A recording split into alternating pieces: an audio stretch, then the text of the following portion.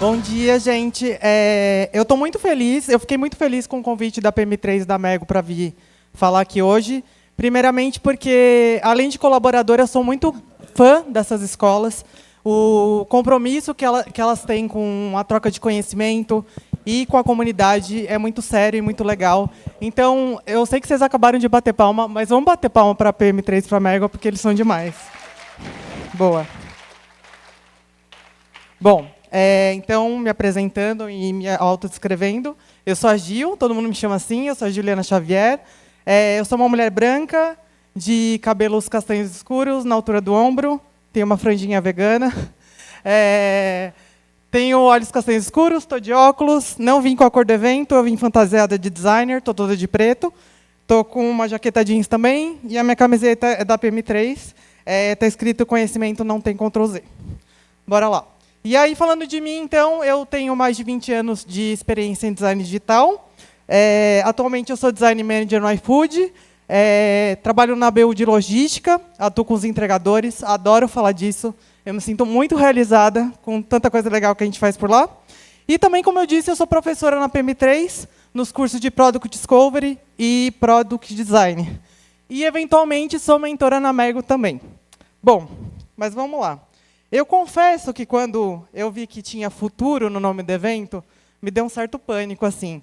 Porque, para mim, sempre foi difícil fazer alguma projeção sobre o futuro. Sabe quando perguntavam na entrevista de emprego, aonde você se vê daqui 5 anos? Então, eu espero que vocês não façam mais isso, tá, gente?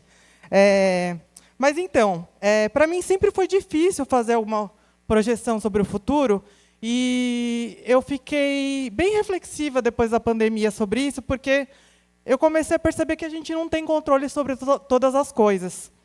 E, por exemplo, vocês jamais diriam numa entrevista de emprego, lá em 2015, que é 5 anos antes da pandemia, olha, daqui a 5 anos eu me vejo limpando o pacote de batata palha com álcool em gel. Então, dessa maneira, o que eu quis trazer aqui hoje é uma grande coxa de retalhos, é um apanhadão de fundamentos, habilidades, símbolos, referências do que eu considero ser um bom profissional de design. E assim, gente, eu não quero cagar regra para ninguém aqui hoje. Realmente, essa narrativa que eu estou fazendo são de voz da minha cabeça. E eu vou adorar se, no final do meu discurso aqui, vocês subirem aqui para contradizer, contrapor, enriquecer e acrescentar essa discussão. Tá combinado? Bora lá, então. Vamos começar dando um choque de realidade sobre o que a gente sabe sobre o tempo e aonde que a gente está posicionado dentro dele. Vocês já pararam para pensar nisso? Eu não sei quem conhece essa representação aqui. É uma representação do calendário cósmico do Carl Sagan. O que ele fez? Ele fez um recorte, uma metáfora, tentando comprimir toda a história do universo no espaço de 1 ano. Então, ali em janeiro, a gente tem o Big Bang. Em março, surgiu a Via Láctea. Só lá em setembro que teve o surgimento da atmosfera terrestre. E a gente está onde? A gente está lá no último minuto, antes da meia-noite. Então, olha o tamaninho que a gente tem. E, em relação ao espaço, eu nem vou falar nada. Aqui está bem superlativo já, né? A gente lá no meio pagando boleto. Então, é legal a gente ter essa dimensão, né? E aí, eu queria trazer um pouco do que o passado nos ensina sobre o conceito do tempo e também as evoluções das ferramentas de trabalho. Então, primeiramente, a gente sempre gostou de prever o futuro. O hábito de tentar prever o futuro, ele é tão antigo quanto a própria história humana. Então, desde lá da antiguidade, com os sumérios e os babilônios, fazendo projeções, né, tanto para aspectos práticos, como se preparar para as estações do ano, ou com um olhar mais espiritual e religioso, até os dias de hoje, com a teoria do caos e os cientistas, a gente sempre tentou fazer isso. Essa jornada histórica, ela mostra como a humanidade sempre esteve engajada em compreender e antecipar o futuro. E aí, eu quis trazer esse recorte, eu não sei se agora vocês já estão me achando uma jovem senhora mística, e está tudo bem, porque eu sou um pouquinho mesmo. Mas é importante a gente ter esse recorte, porque esse caminho de chegar só à racionalidade como fonte do saber, como a única fonte do saber, é datado, é eurocêntrico, é ocidentalizado. Então, a gente não pode negar outras fontes de saber também. E aí, o que se aprendeu, né, sobre isso de prever o futuro? É que mesmo pelo caminho da racionalidade, a gente falha. Então, não importa a abordagem que a gente está tendo sobre o futuro, a gente não tem total domínio sobre ele. E aí, como eu disse, a gente falha em prever o futuro, muito porque o futuro ele é uma complexidade de aspectos sociais, econômicos, ambientais, tecnológicos, que tem essas variáveis interconectadas. E, com isso, a gente tem também, então, um efeito borboleta, que são pequenas mudanças, acabam mexendo no que o futuro do que vai haver no futuro, e aí isso se torna as previsões não precisas, né? E aí a gente tem falhas históricas notáveis sobre isso. Primeiro, o crash da Bolsa de 29, né? Quando veio o crash da Bolsa, o que os estudiosos apontavam na época é que a economia ia crescer indefinitivamente. E a própria pandemia, né? Porque nenhuma previsão de saúde pública conseguiu enxergar o impacto e o tamanho do escopo que a pandemia ia ter na nossa sociedade. Então, fica muito difícil a gente prever o futuro. A tecnologia, ela ajuda, mas ela não elimina todas as incertezas. E aí é importante a gente, então, estar sempre ciente do imprevisto inerente ao prever o futuro e como que ele vai acontecer diante desses fatores. E aí, quando a gente pensa que tudo é movimento, tem uma palavra bem difícil que eu vou tentar falar aqui, que é obsolescência, que, na verdade, é a superação das ferramentas de trabalho, né? Ela sempre existiu, né, permeada por avanços tecnológicos e mudanças sociais e econômicas. Então, desde a Idade da Pedra, né, quando a gente substituiu algumas ferramentas de trabalho para os metais, para ter mais eficiência, mais durabilidade, passando pela Revolução Industrial, era da informação, e atualmente com tecnologias emergentes como inteligência artificial, robótica, impressão 3D, isso traz para a gente uma vasta gama de possibilidades e também faz com que certas profissões sejam obsoletas, superadas dessa forma. E aí, o que eu quero trazer com esse papo aqui hoje é sobre o que eu penso de frameworks que foram feitos para se tornarem obsoletos. Então, vai lá, aprende, mas não se apega. Eu gosto muito de uma frase que é atribuída ao Buda, que ele fala assim, a doutrina é como uma canoa. Uma vez que você atravessou o rio, para que você vai carregá-la nas costas? Então, é sobre isso. Qual habilidade, comportamento, postura que um designer deve ter, para além dos artefatos que ele entrega. E a chave aqui é a adaptabilidade. Adaptabilidade é sobre pessoas, que a gente é capaz de aprender novas habilidades, sobre os processos têm que ser flexíveis, então a gente não vai aplicar o by the book todos os dias no nosso dia a dia, né, de trabalho. E os próprios produtos eles têm que ser flexíveis, de acordo com as respostas dos usuários, o que a gente está escutando ali deles, e também as mudanças de mercado e mudanças tecnológicas.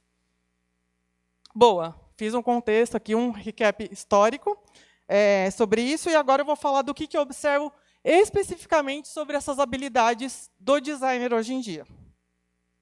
E aí, uma habilidade que eu considero muito importante é o domínio do contexto, é a visão sistêmica, né? A gente não olhar só para aquela nossa feature ali, como que ela impacta o ambiente à sua volta, como que o mercado daquele produto ou serviço que a gente está atuando funciona. E aí, hoje em dia, não se fala mais do perfil nem generalista, nem especialista. A gente fala do perfil nexialista. Enquanto o generalista ele navega de forma superficial sobre vários campos do conhecimento, e o especialista se aprofunda num único campo, O nexialista, ele procura fazer essas conexões quando é necessário. Então, assim, essa capacidade, essa abordagem mais flexível, permite que ele enxergue novas conexões, ele enxergue novas conexões, e assim ele torna o produto e a própria carreira mais valiosa também. Então, ele acaba identificando aí as interconexões e interdependências. E isso ajuda a gente muito a antecipar os impactos das nossas decisões. O que vai acontecer depois que eu tomar esse caminho aqui, para onde que o produto vai seguir. Boa. E isso acaba... o perfil nexialista tem um pouquinho a ver de ambidestria também. A ambidestria é a capacidade da gente alternar entre diferentes métodos, perspectivas e ferramentas. Eu gosto de enxergar a ambidestria como um eixo que roda sobre várias perspectivas. Então, que eu acho interessante é essa coisa da razão e da intuição. A gente, como designer, a gente pode enxergar o método, né, de uma maneira muito lógica e racional. A gente se apoia em dados, em métricas. É tudo sequencialmente, assim, né, tudo bonitinho. Só que tem uma coisa que... eu não sou muito das expressões gringas, não, mas eu gosto dessa que é o tal do gut feeling. Eu não sei se é viagem da minha cabeça, mas quando eu falo gut feeling, parece que a sonoridade representa esse pressentimento quase que visceral. Então, o interessante é a gente se ponderar também na intuição, na criatividade, para a gente tomar as nossas decisões. Um outro aspecto da ambidestria que eu gosto de ver é o estratégico e o tático. O estratégico, o tático, na verdade, eu costumo enxergar como o que a gente está fazendo no dia a dia. Está lá fazendo daily, está lá entregando a sprint, está tudo certo. O estratégico, para mim, é o olhar no próximo passo. O que eu tenho que ter de suporte, para onde que eu quero apontar esse produto, essa solução, o que eu tenho que fazer. E isso acaba esbarrando, né, conforme a gente vai crescendo na senioridade, assumindo local de liderança, assim, de tipo, você não pode mais botar a mão na massa, você não pode mais ser tático. Eu sou meio contra isso, tá, gente? Não estou falando de microgerenciamento aqui, mas eu acho que quando a gente bota a mão na massa, a gente não perde esse olhar, e também a gente ajuda muito o time, né? A gente consegue inspirar o time, movimentar o time para um lugar. Então, nesse sentido, eu gosto bastante de botar a mão na massa. Esse aqui está raro hoje em dia, infelizmente, é o senso crítico.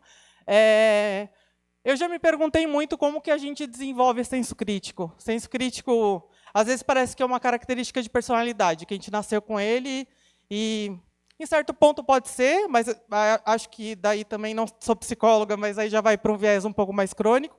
Mas o que eu estou falando aqui é de uma capacidade de aprender mesmo como que a gente aplica o senso crítico. Senso crítico, para mim, é você questionar os pressupostos diante de um cenário que se apresenta. E como que treina isso? Eu passinho para trás e eu comparo a exercício físico. É legal de fazer? Não é, gente. Não é o que a gente está habituado. A gente está habituado a ficar lá na cama, parado, de manhã. Mas, conforme a gente se esforça, aquilo vai ficando mais fácil da gente praticar. Então, esse passinho para trás, esse questionamento, né, de tipo, deixa eu verificar essas informações aqui. Sabe quando o stakeholder, produto, vem pedir as coisas muito prontinhos assim? Vamos ter esse senso crítico. Espera aí, o que você quer? Vai lá falar, vai lá procurar a origem dos fatos. De onde que surgiu esse pensamento? Então, isso é muito importante, ter essa análise cuidadosa, examinar as falhas lógicas de pensamento e estar sempre aberto a novas perspectivas e abordagens sobre o que é apresentado. Relacionamentos fortes. Para mim, a chave do relacionamento forte é a comunicação. E o que faz uma comunicação eficiente? A gente tem que pensar não só na comunicação verbal, mas também na comunicação não verbal. Então, é sobre como a gente adapta e modula para diferentes públicos. Então, por exemplo, você vai conversar com a galera de engenharia. Você sabe que eles gostam de dados. Eu tenho, eu tenho um diretor que, se eu não apresentar um quant para ele, ele fala, volta para casa aí, que eu não acredito nisso. Então, negócios. Vocês precisam falar em designer toda vez que vai falar com o negócio? Vocês só estão afastando quando vocês fazem isso.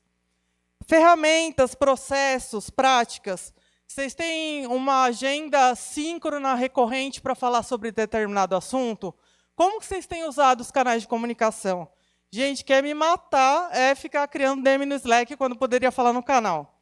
Porque isso só cria silo, não fica todo mundo na mesma página. Se a informação ela não é sigilosa, não tem por que não botar todo mundo na roda para contribuir.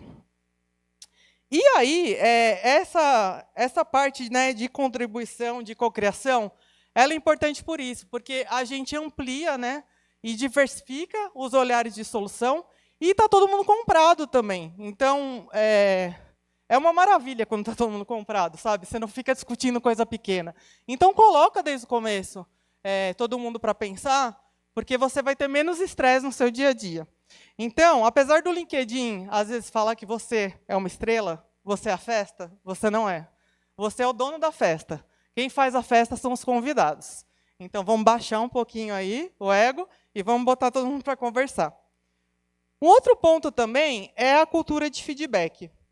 A cultura de feedback, ela permite que a gente tenha um nível de aprendizado mais organizacional e também as pessoas elas se tornam mais resilientes ao longo do tempo.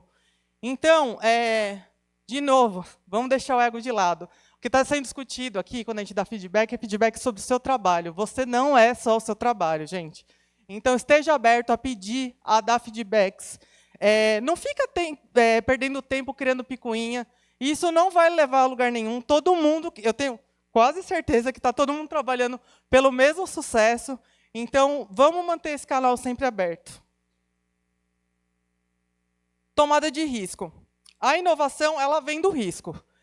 Tá certo que quando a gente assume o risco, a gente pode ter erros no caminho, mas só assim que a gente, de fato, cria inovação. Então, o designer ele tem que estar preparado para, de algum jeito, lidar com um certo grau de incerteza. E aí, a gente não pode esperar os dados perfeitos para tomar uma decisão. Tem uma frase do Matsuda, ele é head de design lá em restaurantes no iFood, que ele usa bastante, eu gosto muito. Ele fala assim, se você espera 100% dos dados para tomar uma decisão, você toma essa decisão tarde demais.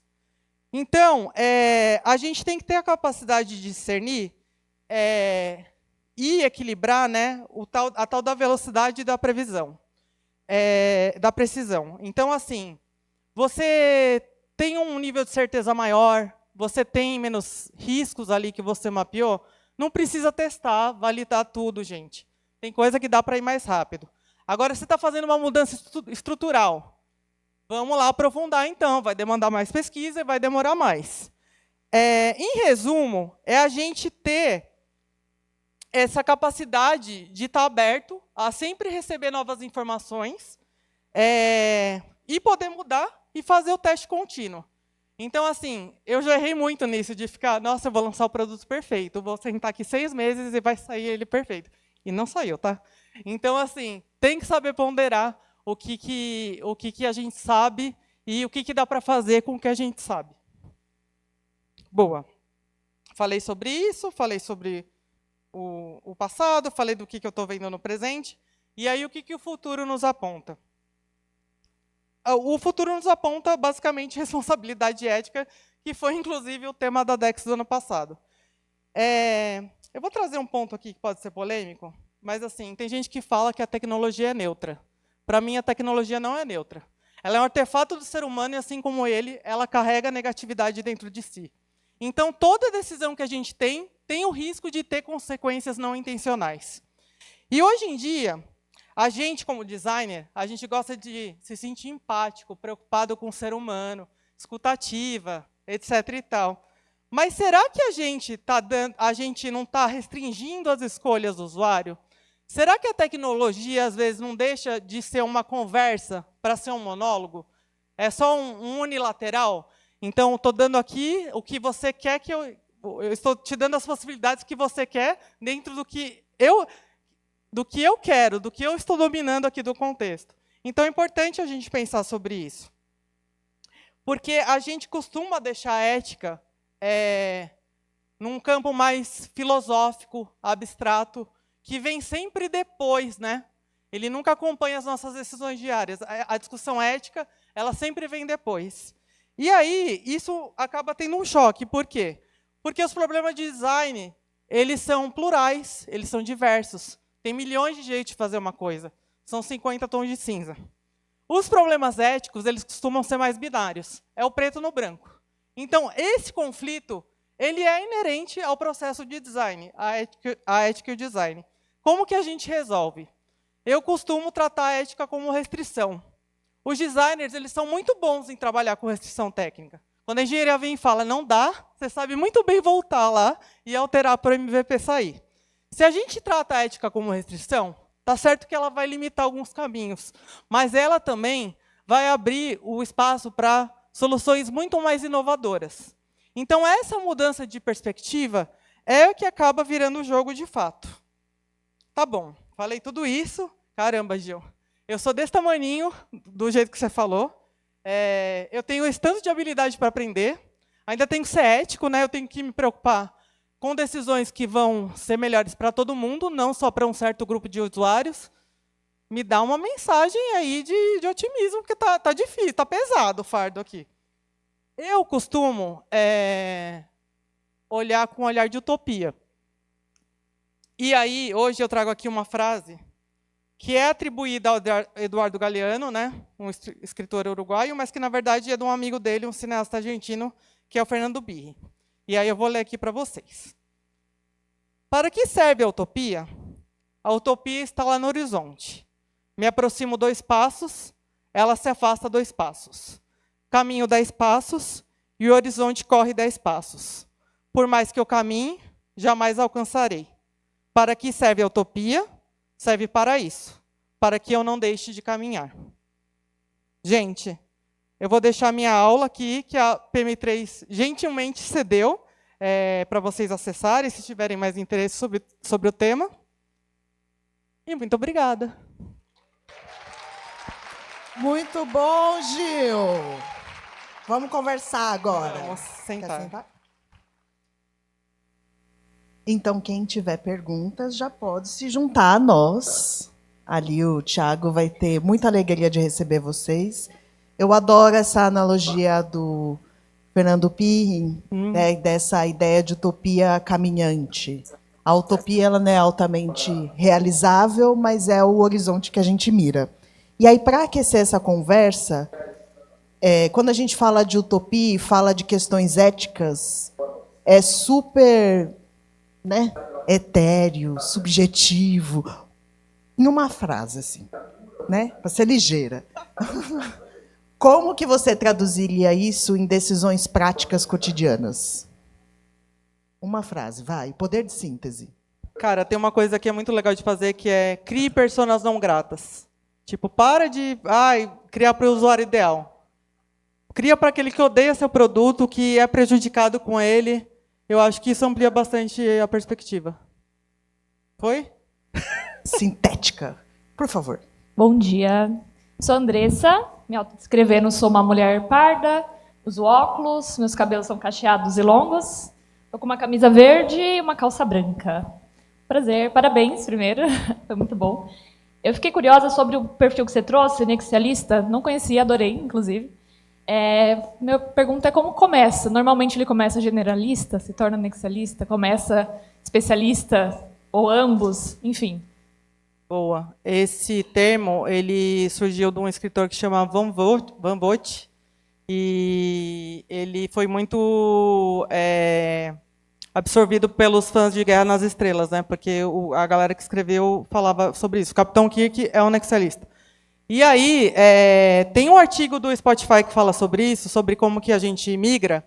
E aí, o que ele fala é da gente se especializar numa disciplina e pegar esses fundamentos e trazer para outras. Então, se você aprende os fundamentos, é meio que nem framework, você vai replicar, entendeu?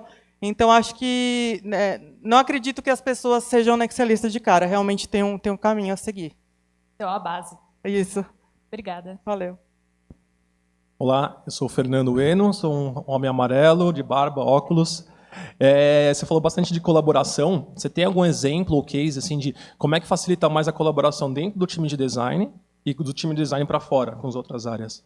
Boa. Gente, o Fê fez essas ilustrações maravilhosas da minha apresentação, tá? Preciso dar o crédito para ele. Palmas para ele, gente. Que talento! Muito bom, né? Entre o time para fora, né? Putz, eu acho que a gente não pode ter uma postura passiva, sabe? Eu brinco que eu sou muito seu barriga lá no iFood, sabe? Então, tipo, eu sou a pessoa que cutuca, cobra. Não falou? Fala de novo. Vem aqui, ó. Vou te falar um negócio. E também a gente tem uma responsabilidade de circular as informações. Então, se você sabe de algo, você vê que alguém está falando sobre alguma coisa parecida, você fazer essa liga, fazer as pessoas conversarem. Eu acho que isso ajuda bastante, sabe? De provocar, fomentar e divulgar as informações, porque os silos, eles, né, estão sempre aí. Então, a gente tentar cobrir, assim. Não sei se eu respondi. Será que eu respondi? Respondeu. Oi, Gil. Prazer. Prazer. Me autodescrevendo, eu sou um homem branco, de cabelo preto, barba preta, usando roupa toda preta como um bom designer. Ou mal, né, às vezes. Nunca sabe. Bom, eu tenho uma pergunta que eu escrevi para ser bem sucinto. Nós, como product designers, somos cobrados por resultados, impacto, porque o negócio enxerga isso, né? Inclusive, isso pode entrar em conflito com a própria ética, né? Usando dark patterns, né? Atitudes ali não muito legais. E como equilibrar essa adaptabilidade além do design para canalizar resultados? Você tem dicas para conectar isso a essa forma de adaptação, né, que você muito bem mencionou, e outras coisas mais assim não tão óbvias para serem admiradas pela liderança? Nossa, acho que é um caminho de construção aí. Eu acho que tem uma coisa que eu falo muito que é sobre capital político. Então, assim, como que a gente constrói capital político? Tem essa parte de você tem que começar apresentando algum tipo de resultado para o negócio, para você se tornar essa referência, essa pessoa que as pessoas confiam. Como que eu construo capital político de outra forma também? Então, por exemplo, eu faço um mapeamento de stakeholders, pessoas de produto, que eu acho que são importantes para o meu contexto, e eu vou lá, abro o canal de comunicação e falo, cara, como que eu posso te ajudar? Quais são as suas principais preocupações desse ciclo? Como que eu posso te ajudar? E aí, a pessoa fala, não, eu quero olhar para isso aqui, ninguém está olhando. Eu vou lá, paralelizo, né, tento fazer ali 80-20 e falo assim, cara, eu vou resolver esse problema. Por quê? Porque quando eu precisar, e eu vou lá pedir um favor de volta, a pessoa fala, puta, eu estou devendo, ela fez isso para mim. Então tem que ter um pouco de Maquiavel nisso, sabe? De essa malandragem, de você abrir o canal e ir lá fazer para alguém e depois você pedir de volta. E aí você vai construindo esse capital, né? Então, a pessoa te vê como uma apoiadora ali e fala, cara, eu vou ouvir ela porque ela está junto aqui, então ela tem poder nessa decisão. Acho que é mais ou menos isso. Valeu. Oi, gente, bom dia. Eu me chamo Gabriela e, para me autodescrever, eu sou uma mulher mestiça, de cabelos cacheados castanhos com a ponta verde e visto preto também, com uma camisa com uma estampa branca e preta. A minha dúvida é em relação a como ser um designer nexialista, né? Eu fiquei um pouco em dúvida qual seria a diferença entre uma profissional nexialista e uma profissional holística, porque são duas que abrangem um vasto conhecimento para poder chegar numa solução, né? Qual que é a diferença? Eu não sei se tem diferença.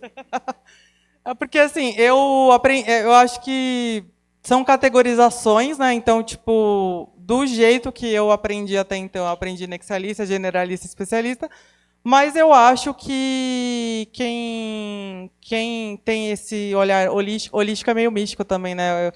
Eu tento substituir às vezes pelo integrado para ficar mais sério. Ou assim, global, né? ou uma visão global. Global é bom também. Mas eu acredito que é isso. Assim como às vezes a gente entra numa de que, para mim, assim, por exemplo, o service design é um meta design? É como todo mundo deveria olhar design? Porque está olhando para o todo, não está olhando só para uma parte? Então, eu acho que é o mesmo caminho, são só variações do mesmo nome, do mesmo termo mesmo. 2 nomes para a mesma coisa. Isso. Obrigada. Valeu. Oi, gente, boa tarde. Eu sou Fernando, eu sou um homem branco, de cabelo escuro, barba ruiva e, óbvio, eu tô com uma peça preta também. Eu queria saber por que você falou do passado, para a gente olhar para o futuro, porque se a gente tem uma base tão grande de dados do passado, a gente continua repetindo os mesmos erros no futuro, porque assim, a gente teve epidemias e pandemias e a gente teve outra. E também, com relação ao que você falou do risco e inovação, como é que a gente controla isso também em lugares científicos para a gente não ter outra pandemia de Covid? Porque assim, não me parece que, mesmo tendo tudo isso, a gente tem aprendido com os nossos erros, tanto no design quanto em outras áreas. Pergunta difícil, né? Assim, vamos lá, deixa eu pensar. Posso dar uma pista? Vai que você é boa. A história da humanidade ela é pautada em ciclos. E embora a gente, numa questão cíclica, parece que a gente está no mesmo lugar, mas ela funciona como uma espiral. A cada vez que a gente passa pelo buraco, a gente não passa pelo buraco da mesma forma. A gente tem outras formas de se relacionar com aquilo. Então, mesmo que a gente tenha vivido, por exemplo, o exemplo que você trouxe, uma pandemia, naquele momento em que a gente viveu uma pandemia, não existia a possibilidade de cura. Então, houve toda uma população dizimada por isso.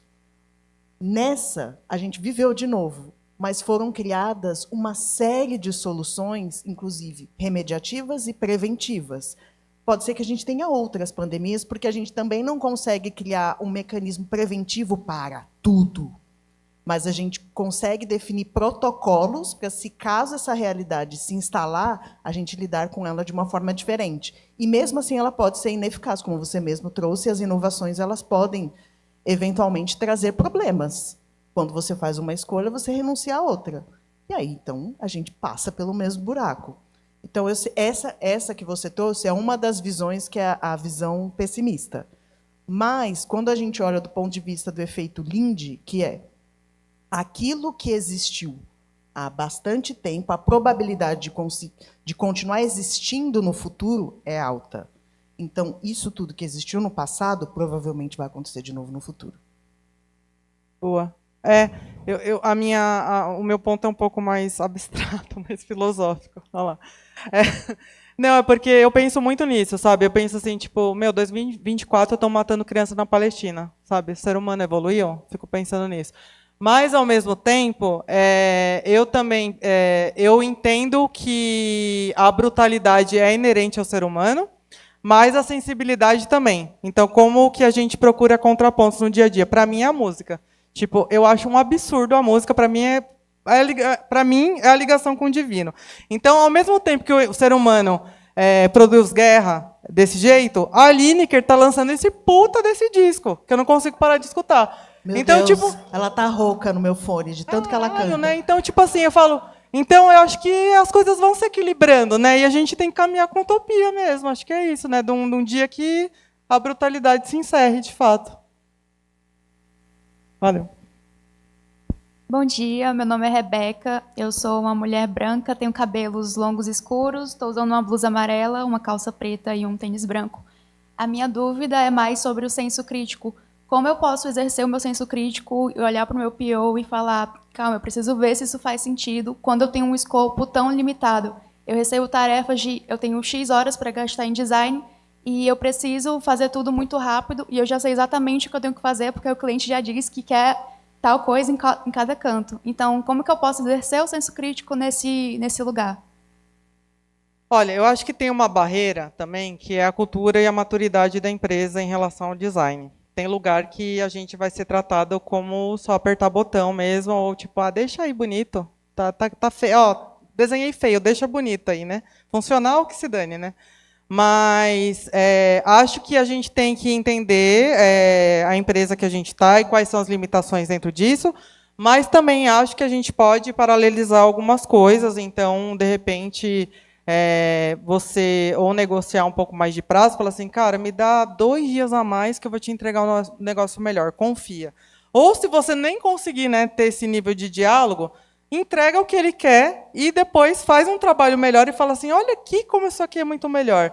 Então tem coisa que a gente tem que meio que levar de maneira autônoma mesmo, quando a gente não está com o time todo comprado, e plantar essas sementes. Mas assim, também é o que eu falei, enxerga a limitação da sua empresa para você não se frustrar muito, ficar infeliz, e se você achar que está no limite, que você tem que procurar outra empresa, procura também, né? Acho que é isso. A gente está nos minutos finais da nossa conversa, então eu vou pedir, e aí a Gil que lute, para que vocês digam qual é a pergunta de vocês, e aí ela traz a resposta para fechar com chave de ouro. Eu confio em você, hein, Gil? Vai, traga a pergunta. Bom dia. Vou pular a descrição, então, para dar tempo para ela, tá? Não, pode Pula fazer a ou faz? descrição. Tá. Tudo bem, Opa, desculpa. acessibilidade é negociável aqui nesse Tranquilo, lugar. então. Bom, eu sou o Lucas, eu sou um homem branco, de cabelo raspado, baixinho, de camiseta branca estampada, calça preta e tênis preto. A minha dúvida é que hoje eu vivo um desafio com meu par de liderança, com um time muito multidisciplinar, com backgrounds bem diversos, assim, que vai de direito a antropologia, a moda, etc. E a gente tem o raio problematizador, a gente tem o que precisa de todas as informações para tomar uma decisão, que se não tiver dados não tem nada ainda, sabe? E pensando no perfil nexialista, né, como que a gente ajuda as pessoas a desenvolverem esse perfil? Porque é isso, né? A gente está aqui correndo com medo de nunca alcançar, porque os desafios do dia a dia se impõem e eles acabam se frustrando bastante. E a gente procura os caminhos de desenvolver isso. Queria saber como é que é na sua visão. Show. Próxima pergunta. Eu sou a Giovana, eu tenho cabelos castanhos, sou uma mulher branca e visto roupa preta e jeans. Você falou sobre o bom senso como designer. E eu queria saber como e quando usar isso, ligado também aos processos. Como a gente sabe que esse bom senso está alinhado com os processos, quando a gente pode usar cada um? Então, vamos lá, vamos sintetizar para te ajudar, Gil. Quem sabe faz em 1 minuto. Como utilizar o bom senso na tomada de decisão no dia a dia e como você fazer com um time tão plural para que eles tenham essa visão dessa corrida maluca que o capitalismo nos convida. Espera aí. Tá, bom senso. Bom senso, acho que a gente tem que perder o medo de se expor aos outros, ao olhar dos outros. Designer que fica trancado lá na lojinha, tipo, vou ficar aqui nesse Figma 3 semanas, depois eu mostro. Não, gente. Rascunha, mostra, itera. Então, tem que perder um pouco disso, né? E tem algumas perguntas que a gente pode fazer quando a gente toma algumas decisões, que é tipo assim, se amanhã saísse no jornal uma notícia sobre o que eu estou entregando aqui, como que seria essa notícia? Quais pessoas que se beneficiam dessa decisão que eu estou tomando? Então, acho que isso é legal de fazer. Eu acho que é se expor a novos olhares e estar sempre se perguntando. Tipo, eu estou fazendo o melhor que eu poderia dentro do tempo que eu tenho aqui, das ferramentas que estão me disponibilizando? Acho que isso ajuda. Já esqueci outra pergunta. Do outro time, é um time plural. O time plural. O lance do time plural é que precisa de alguém que seja tomador de decisão, né? Não tem jeito, não tem jeito, assim. Mas o que eu tento incentivar as pessoas a se arriscarem mesmo, sabe? Elas pensarem por elas mesmas. Tipo assim, você está com todo o poder na sua mão, o que você decide com o que você tem agora? Tem que ter, lógico, o risco tem que ser calculado, né? Não pode ser uma burrada muito grande que, sei lá, vai falir a empresa.